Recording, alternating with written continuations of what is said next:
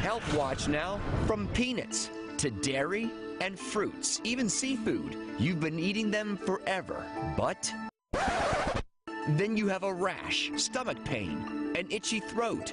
You've never been allergic to food before, so what's going on? It turns out you can develop food allergies and sensitivities at any age, and it can be serious. And here now with us live is Dr. Matthew Knight of the Knight Dermatology Institute. Good morning, doctor. It's great to see you. Always. Great to have you, Doc. Thanks for coming. How many people are we talking about here? Well, what we're talking about today is that you can develop allergies and sensitivities over time. You don't have to be born with them. And it's really important in what I want to talk about first, which is allergy. It turns out that our immune system has little things called antibodies that usually attack viruses and bacteria.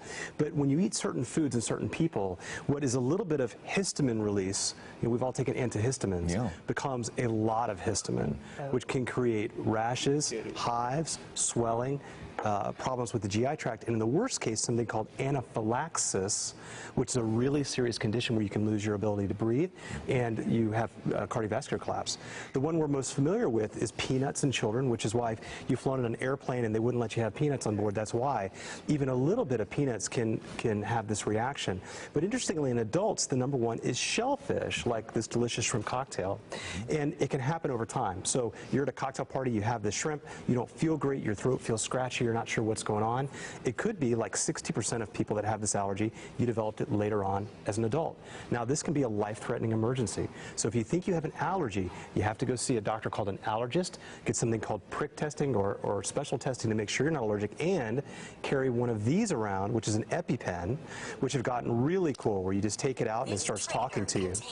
Oh, wow. And it's really easy to use. It even talks to you. Right. Does it tell you what to do? It tells you exactly how to use it.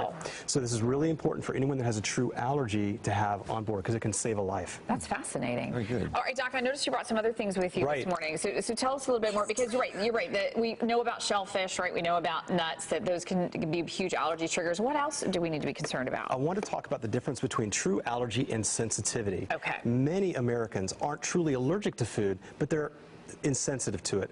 Lactose is the big one. Most of us know someone who's lactose intolerant. They can't drink milk or eat cheese. When they do, they have GI problems and bloating, and they just don't feel right. Now, you can take pills like Lactaid to help, but this is something they have to avoid, and it can develop over time.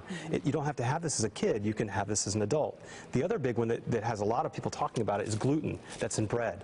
You can have a gluten allergy called celiac disease, but you can also develop a gluten sensitivity over time, to where if you eat bread, you just don't feel well. You feel bloated, you have problems with your GI tract in your tummy. So the right thing to do is to avoid food with gluten in it, like bread. But there's many others. You can develop a sensitivity to caffeine, to fructose, which is in all kinds of sugars, but in things with high fructose corn syrup, like sodas, and on, like aspartame and artificial sweeteners. So there's many things that you can develop sensitivities to as an adult, and if that's the case, then you may want to consider taking it out of your diet for a while to see if you feel better. Doc, can you remind people how many cups of coffee you have every day? Well, that's great. So I drink about 25 of these a day.